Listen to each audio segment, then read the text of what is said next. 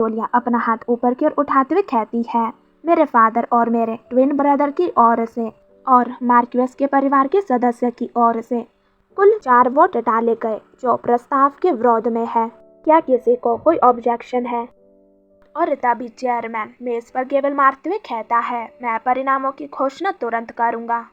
और तभी वो कहता है, स्टेडिस प्लेन के वाणिज्यिक उपयोग के संबंध में हुई पक्ष विपक्ष की बैठक का परिणाम यह रहा कि कुल 2 वोट पक्ष में पड़े और कुल 4 वोट विपक्ष में पड़े। इसलिए मैदान का उपयोग अस्वीकार करके निष्कर्ष निकालेंगे। और इसी के साथ यह मीटिंग बैठक समाप्त हुई। और यह सुनकर लिलियस आग बबूला हो जाता है और कहता है, यह रेडिकुलस है, और खड़े होते हुए कहता है, ऐसा नहीं हो सकता। अचानक मीटिंग में प्रकट होना और किसी चाल और उपकरण का प्रयोग करना, यह तो सरासर बेतुका है।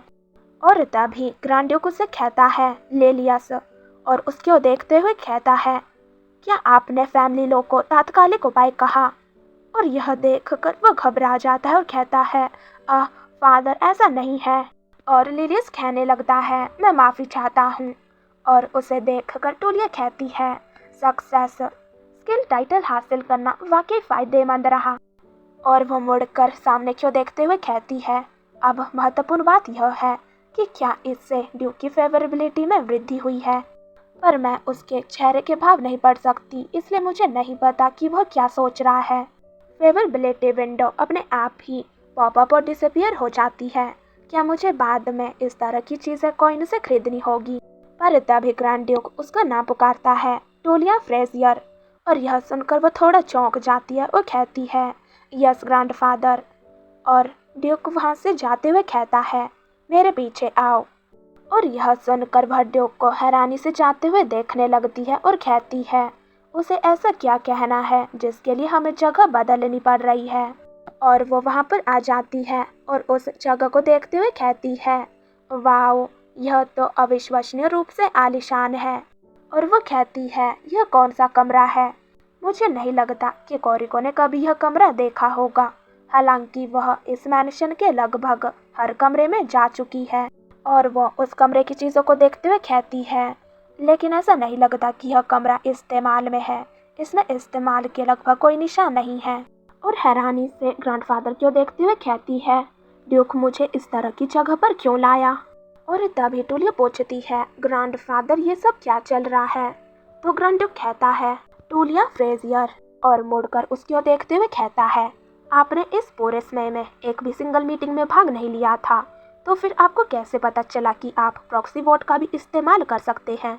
यह सुनकर वो कहती है, और तभी अपने मन में कहती है, क्या उसे इसलिए शक हुआ क्योंकि यह टोलिया के स्वभाव से बिल्कुल अलग हरकत थी? और कुछ सोचकर उसके चेहरे पर स्माइल आ जाती है और वो कहती है, यह और भी अच्छा है, एक ऐसी ग्रैंड डॉटर के लिए जिसके कार्य उसकी सामान्य छवि से बिल्कुल भिन्न है। और यह एक ऐसा फैक्टर है जो उसे बेहतर दिखाएगा और उसे लगे कि उसने अलग से कड़ी मेहनत से पढ़ाई की है। और वो मुस्कुराते हुए ग्रैंडफादर से कहती है, ग्रैंडफादर, मैंने बहुत समय पहले मेन बिल्डिंग लाइब्रेरी में फैमिली लॉ पर एक किताब पढ़ी थी और मुझे याद आ गया कि तब मैंने क्या पढ़ा था। ड्यूक हैरानी से कहता है, क्या आपने फैमिली लॉ पर कोई किताब पढ़ी है? और फिर वह उससे पूछने लगता है, यह बूढ़ा आदमी ड्यूक फ्रेजियर परिवार की किस जनरेशन से है? फ्रेजियर फैमिली, जो मूल रूप से एक ड्यूकल फैमिली थी, को ग्रैंड डची के रूप में कब सम्मानित किया गया? तो टोलिया कहती है, यह 17th जनरेशन है और हाउस के 5th जनरेशन के हेड लॉर्ड सोले फ्रेजियर से शुरू करते हुए। और उन्होंने क्या क्या उपलब्धियां हासिल की? तो उन्होंने बारबेरियन को पराजित किया और उन्होंने एंशिएंट लैंग्वेज को समझा और एक डेजोलेट लैंड में एक ड्रैगन की बोन की खोज की। और वो मन ही मन कहती है, टोलिया ने किताब भी पढ़ी होगी, इस बात पर भी शक करना टफ, सो टफ। और यह अपनी ग्रैंड डॉटर की इस बात के लिए तारीफ कर सकता था कि उसने एक ऐसी किताब पढ़ी जो उसने पहले कभी नहीं पढ़ी थी। पर फिर भी रिलीफ की बात यह है कि ड्यूक द्वारा पूछे गए प्रश्न मेरी स्किल टाइटल की निष्क्रिय सीमा के भीतर थे। अगर मुझे जवाब भी पता होता तो टोलिया की स्टैट की वजह से मैं जवाब नहीं दे पाती, तो यह कितना अनफेयर होता। और तभी ग्रैंड ड्यूक उसे कहता है, आज तुमने मुझे कई बार चौंका दिया। और यह सुनकर टोलिया मन में कहती है, लगता है फिलहाल संदेह दूर हो गया, पर उनमें से। और तभी ग्रैंड ड्यूक कहता है, पर आज आपने जो अवज्ञा की वह सबसे चौंकाने वाली थी। सार्वजनिक मंच पर अपने अंकल्स के खिलाफ वोटिंग रिजल्ट को खुलेआम पलट देना, यह बहुत ही दुस्साहसपूर्ण कार्य था। हालांकि आपके इरादे कितने भी नेक क्यों ना हो, पर आज आपने जो किया वह आपके अंकल्स का अपमान था। और यह देखकर टूलिया थोड़ी चौंक जाती है और कहती है, राइट ड्यूक को जो पदक्रम और फैमिली को महत्व देता है, अभी अभी मेरे कार्यों को निश्चित रूप से अवज्ञा के रूप में देखा जा सकता था, लेकिन और तभी ड्यूक कहता है, आज तुमने जो किया है मैं उसे नजरअंदाज कर दूंगा, लेकिन नेक्स्ट टाइम। पर तभी टूलिया कहती है, यह मेरे उस तरह के व्यवहार का कारण नहीं है। और वो पूछती है, क्या आप किसी बात को लेकर क्यूरियस हैं? और वो कहती है, मेरी माफी मांगने और इस तरह बात खत्म करने का कोई इरादा नहीं है। मैंने यह आधे अधूरे संकल्प के साथ नहीं किया। मुझे अभी भी बहुत कुछ कहना बाकी है जो मैंने प्रिपेयर कर रखा है। मैं अपनी सारी बातें कह दूंगी और फिर चली जाऊंगी। और वो ड्यूक से कहने लगती है, मुझे भली भांति पता है कि मैंने अपने अंकल्स के प्रति अवज्ञा का कार्य किया है, लेकिन यह मुझे करना ही पड़ा। अपनी सुरक्षा के लिए कोई न कोई उपाय जरूर तैयार करना, चाहे मुझे इसके लिए कितना भी प्रयास करना पड़े। यह सुनकर ग्रैंड ड्यूक कहता है, आप किस बारे में बात कर रही हैं? सुरक्षा? टूलिया कहती है, दरअसल ऐसा इसलिए है क्योंकि मेरी रक्षा करने के लिए मेरे पास कोई फादर या मदर नहीं है। इससे ग्रैंड ड्यूक फ्लिंच हो जाता है और उसकी ओर देखने लगता है। और टूलिया कहती है, जैसा कि आप जानते हैं, मुझे अंकल लिलियस ने धोखा दिया और उचित सुरक्षा नहीं मिली थी, और ऐसी स्थिति दोबारा न हो इसके लिए मुझे खुद की ताकत की ज़रूरत थी। लेकिन मैं अभी बालिग नहीं हुई हूँ, इसलिए मुझे स्वतंत्र रूप से कार्य करने का अधिकार नहीं है। और मेरे ट्विन ब्रदर्स ने अपनी पोजीशन एस्टैब्लिश कर ली है और उन्हें प्रत्यक्ष वंश का पेंडेंट भी प्राप्त हो चुका है, इसलिए वे पूरी तरह से अपनी रक्षा कर सकते हैं। हालांकि मेरे डेब्यूटेंट बॉल अभी काफ़ी दूर है, इसलिए मैंने यह इस उम्मीद में किया कि अगर मैं इस मीटिंग के माध्यम से ग्रैंड डची के नुकसान को रोक सकूं और ग्रैंडफादर की मान्यता प्राप्त कर सकूं, तो फिर आप मुझे प्रत्यक्ष वंश का पेंडेंट प्राप्त करने का मौका दे सकते हैं। पर थोड़ी देर के लिए खामोशी छा जाती है, पर तभी ग्रैंड ड्यूक कहता है, मैं समझ गया। और वो हैरानी से ग्रैंड ड्यूक को देखने लगती है। और तभी वो सीरियस होकर उसे कहता है, लेकिन मुझे वही शब्द दोहराने के लिए मजबूर मत करो जो मैंने पहले कहे थे। भले ही आपने फैमिली के लिए कुछ लाभकारी कार्य किया हो, पर आपने परिवार के सदस्यों के बीच के बॉन्ड में दरार पैदा कर दी है।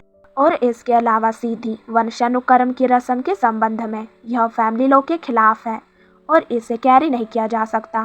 पर इससे टूलिया निराश हो जाती है और ग्रैंड ड्यूक तभी उसे कहता है, कन्वर्जेशन समाप्त हुई, इस कमरे को तुरंत छोड़ दें।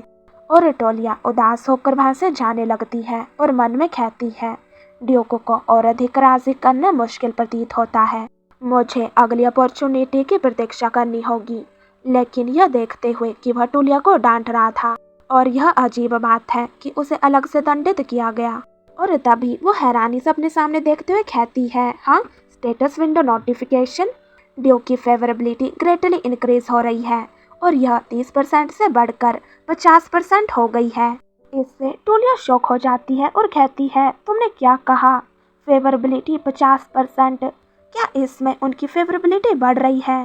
और तभी सिस्टम में एक नोटिफिकेशन आती है, एसिस फ्रेजियर के साथ 50% फेवरेबिलिटी प्राप्त करने पर एक स्पेशल बेनिफिट मिलता है और यह स्पेशल बेनिफिट है वीडियो द लॉस्ट रिंग।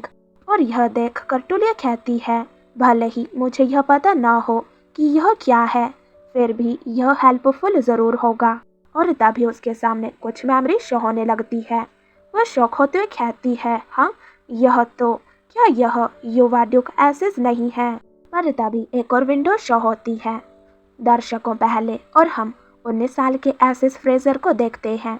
और तभी कोई कहता है, ब्राइड प्रवेश कर रही है, और हम एक ब्राइड को देखते हैं जो काफ़ी ज़्यादा ब्यूटीफुल थी, लिसियन मार्फियन, loyalty of the summer continent, duke और डचेस, जिनकी मुलाकात एक जबरन पॉलिटिकल मैरिज के माध्यम से हुई थी। मैरिज से पहले भी उनके बीच संबंध खराब थे और कहा जाता था कि वे एक दूसरे को डिस्ट्रॉय करने के लिए डेस्परेट थे। हालांकि यह महज जनता के बीच फैलाई गई एक झूठी अफवाह थी और हम लिसियन और एसिस को एक साथ देखते हैं पर सच तो यह है, यह अफवाह से अलग एक छिपी हुई कहानी थी। और तभी हमें लेसियन के बारे में बताया जाता है। लेसियन मार्फियन, princess of the summer continent. Grand duchess बनने से पहले लेसियन एक प्रिंसेस थी जिनमें एक बुद्धिमान और नेक शासन के गुण मौजूद थे, और वह अपने लोगों की सबसे ज्यादा परवाह करती थी। और अनेक फील्ड में उनकी प्रतिभा ने उन्हें एक दिन अपने देश की क्वीन बनने का सपना देखने के लिए प्रेरित किया। और लोगों ने की बुद्धिमत्ता और दयालुता के कारण उन्हें पसंद करते थे, और यह स्वाभाविक ही प्रतीत होता था कि वह समर के कॉन्टिनेंट की क्वीन बनेगी। लेकिन सपने शायद ही कभी हकीकत से मेल खाते हैं, और कई लोगों ने यंग प्रिंसेस की उपेक्षा की या उसे दबाने की कोशिश की, और शाही परिवार की महिलाओं के लिए वे महज राष्ट्रों के बीच गठबंधन सुरक्षित करने के लिए इस्तेमाल की जाने वाली एक उपकरण मात्र थी। लेसियन भी इसका अपवाद नहीं थी। उसने बार बार इनकार किया और विरोध किया, लेकिन यह आसान नहीं था। सिविल वॉर के लिए तैयार होने के बावजूद उसने अपनी किस्मत बदलने के लिए डेस्परेटली संघर्ष किया, लेकिन अंत में वह सिंहासन की लड़ाई हार गई।